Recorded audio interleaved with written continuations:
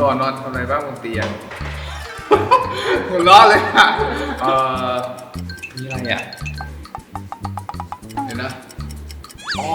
แต่ว่าก่อนนอนก็มีกิจกรรมอีกอย่างนึงก็คือมันผ่านมานานมากแล้วนะช่วงชีวิตนั้นนะใครไม่เคยนี่พลาดนะไม่มีอะไรเลยว่าวัยรุ่นน่ะชีวิตวัยรุ่นมันก็ต้องอย่างนั้นนะใช่ไหมใช้ชีวิตว่าเรื่องนั้นมันไม่ค่อยดีเท่าไหร่ก็อย่าทำตามแล้วกันนะเด็ก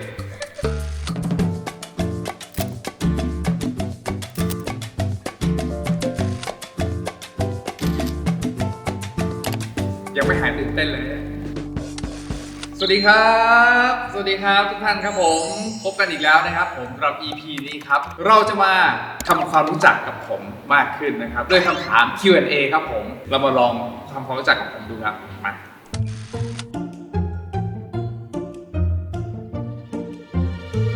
ก็คงจะเป็นเสื้อยืดปกติซึ่งแบบนี้แหละแล้วก็กางเกงขาสั้นครับผม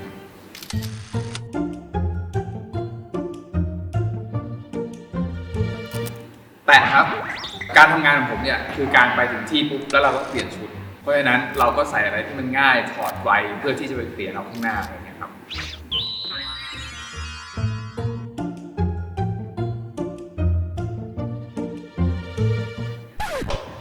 ใครไม่เคย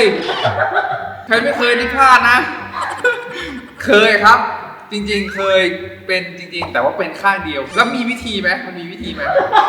แนะนำมาได้นะครับในคอมเมนต์นะครับขอบคุณมากเลยฮะ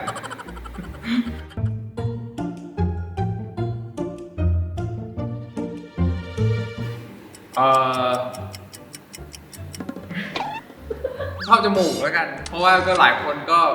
ทักบ่อยแล้วก็ส่วนที่ไม่ชอบมีอะไรอ่ะก็ไม่มีนะ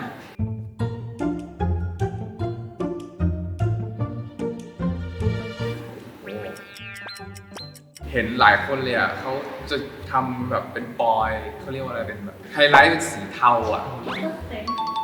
ใช่เพราะว่าก็ผมไม่เคยย้อมผมมาก่อนอ่ะก็เลยลอง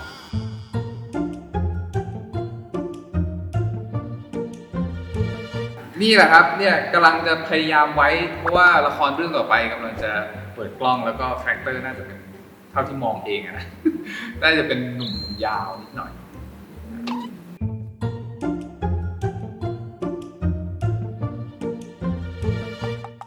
นั่งก่อนหรือนอนเลยนอนเลยแต่ว่าก่อนนอนก็มีกิจกรรมอีกอย่างนึงก็คืออ่านหนังสือก็เป็นท่านอน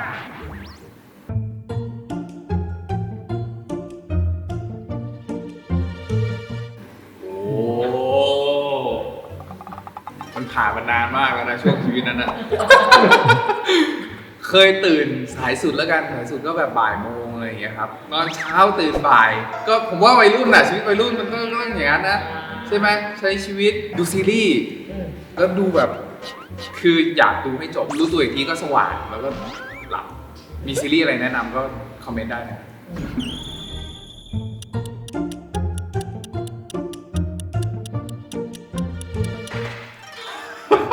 หัวเราะเลยค่ะเยอะสุดกี่ครั้งเยอะสุดไม่ได้นับเพราะว่าก็ปิดรู้ตัวว่าต้องตื่นไงแต่ว่าก็ปิด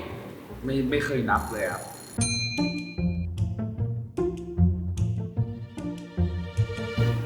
โอ้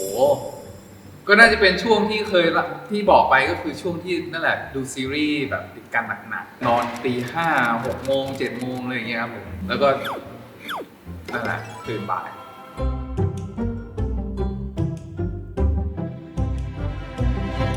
ก่อนนอนทำอะไรบ้างบนเตียงอ่านหนังสือครับเล่นโทรศัพท์ทำให้สมองมันตื่นแต่ว่าอันนี้ก็ไม่รู้ทำให้เป็นยังไงครับก็ดีอ่ะ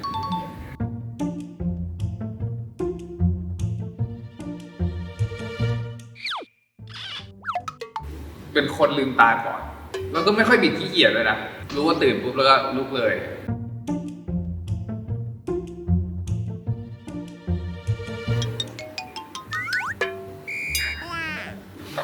ไม่มีอะไรเลยมีรายการที่สุดแล้วเหรอไปโรงเรียนสายที่สุดบ่อยที่สุดเพราะว่าเราถือว่าเราเป็นนักกีฬาให้อภิสิทธิ์หน่อย โรงเรียนเข้า7:45ก็ประมาณ10 โมงครึ่ง โอ้ได้อยู่นะ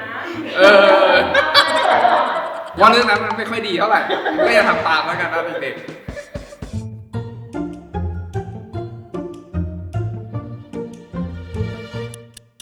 กำตดดี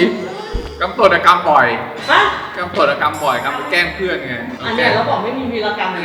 อ้าวอ๋อกำก็ตามตดดีกว่าก็เปื้อนไหมต้องเสียเวลาไปล้างอีกกับพี่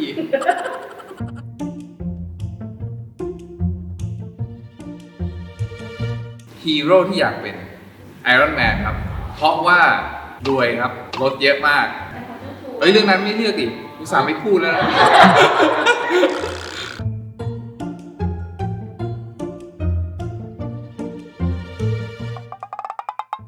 ต้องถ่ายรูปไหมเราไปถ่ายเซลฟี่นี่แหละ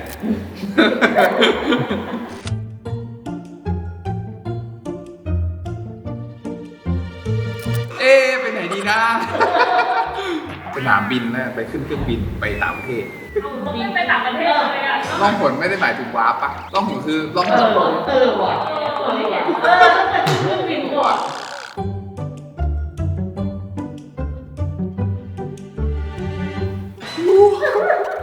ไก่กับไข่อะไรเกิดก่อน ผมว่าไก่จากการศึกษามานานกว่า30 ปีนะผมว่าการที่อะไรที่จะเติบโตเป็นไก่ได้ก่อน พวกอะไรที่มันจะสามารถกลายพันธุ์แล้วกลายเป็นตัวไก่แล้วค่อยออกไข่ไม่ใช่เป็นไข่แล้วค่อยเป็นไก่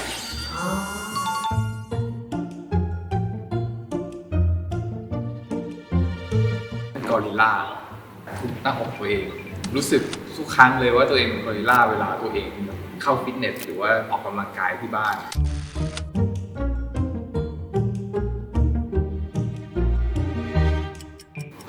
1 ถึง 10ไม่ได้แตะ ไม่ได้แตะแน่นอนเท่าที่จำได้อะในห้องเรียนมีประมาณ40เราจะอยู่ระหว่างตรงกลางค่อนไปทางดีหน่อยครับ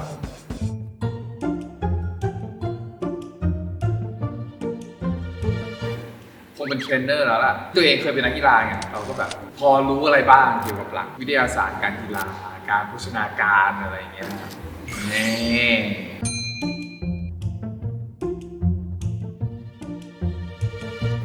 ใส่แปลกชอบดมหัวตัวเองอ่ะแปลกไหมปกติเป็นคนสระผมทุกวันพอถึงแบบกลางวันอะไรเงี้ยเราก็จะแบบดมด้วยการที่เอามือเนี่ยไปแบบอะไรอย่างเงี้ยแล้วก็แบบดมอะไรเงี้ยเพื่อจะทดสอบว่าเฮ้ยหัวเราเหม็นหรือยังวะอะไรอย่างงี้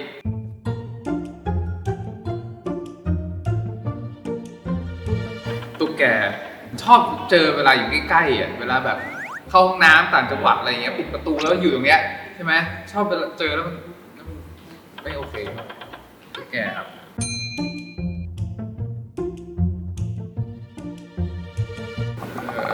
ไม่รู้อ่ะต้องไปถาม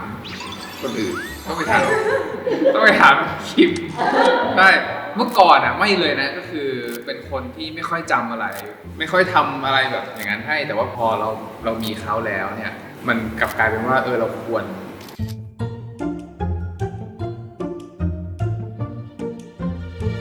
ชอบเปิดเพลงดังๆชอบฟังเพลงสมัยตอนที่ตัวเองยังเด็กก็ไม่รู้ว่าเป็นอะไรอาจจะมีอะไรติดใจกันตรงนั้นอยู่อยากย้อนเวลารู้ไหมว่าที่ทำในทุกวันมันจะมีความหมายแม้จะไม่เข้าใจ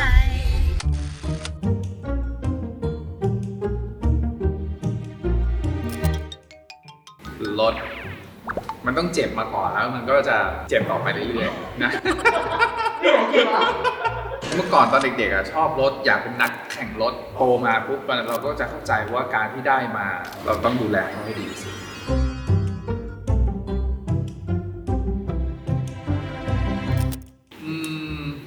น่าจะเป็นรถนี่แหละเอาเป็นรถนี่แหละรถโบราณเพราะว่าไม่จบไม่สิ้นก็คือเราก็ซื้อเป็นรถมาแล้วเราก็อยากเปลี่ยนนู่นเปลี่ยนนี่อะไรอย่างเงี้ย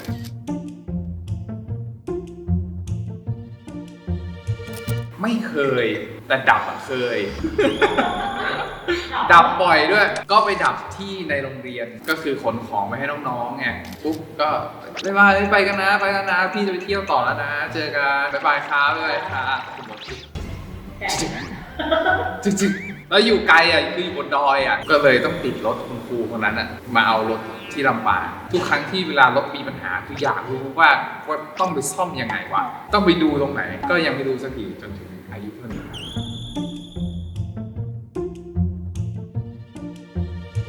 ไม่เป็นต้นไม้เพราะว่าความคุ้มมันไม่ได้คุ้มอะไรหรอกคือมันอยู่ยาวและทำให้เราแบบสดชื่นได้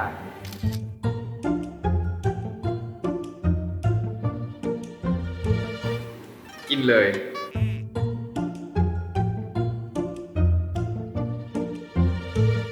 เป็นคนชอบกินก๋วยเตี๋ยวอ่ะเราสามารถปรุงเองได้แล้วก็ราคาไม่แพงอะ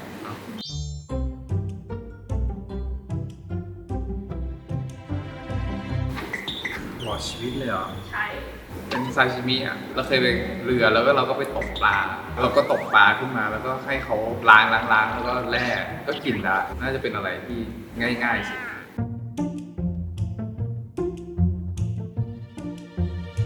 อุ้ยแป๊บเดียวครับปกติชอบเป็นคนที่ไปแล้วค่อยไปแพลนเราเซิร์ชว่ามีร้านอะไรมีที่เที่ยวที่ไหนไปที่ถึงที่ก่อน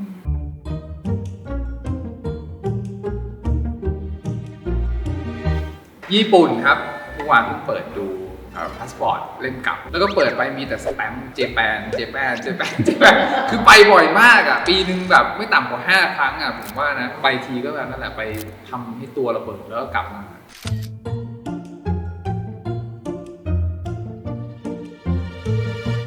ภูเขาครับชอบความเย็นของภูเขาชอบความสงบของภูเขา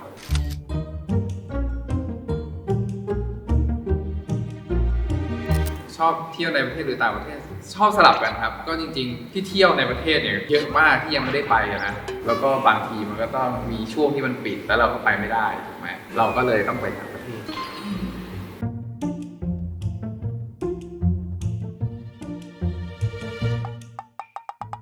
ในไทยคิดไม่ออกแปะไว้ก่อนได้ไหมตอนนี้คิดถึงการเข้าป่ามากๆอยากเข้าป่าสรุปแล้วก็คืออยากเข้าป่าไปเห็นความเขียวๆป่าดิบๆชื้นๆอะไรเงี้ยอยากไปเดินทางไกลครับผม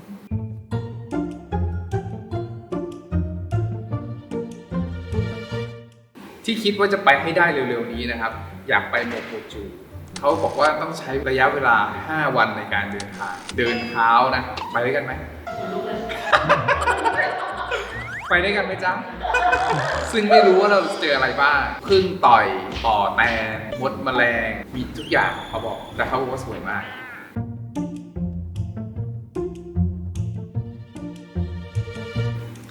หมดโควิดแล้วอยากไปเที่ยวที่ไหนจริงๆแล้วแพลนไว้แล้วครับจะไปทริปกับรายการของเรานี่แหละชื่ออะไรนะฮาลาบาลาก็เป็นอีกป่าหนึ่งที่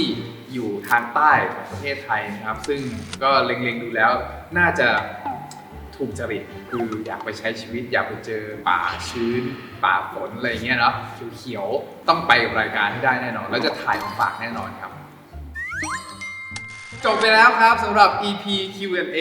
หวังว่าจะได้รู้จักกันมากขึ้นนะครับผมแล้วถ้าใครมีคำถามสามารถคอมเมนต์ถามกันมาได้แล้วเดี๋ยวจะจัดให้ครับอย่าลืมนะครับกดไลค์กดแชร์กด Subscribe แล้วก็อย่าลืมกดกระดิ่งเพื่อไม่ให้พลาดการแจ้งเตือนด้วยนะครับสำหรับวันนี้สวัสดีครับ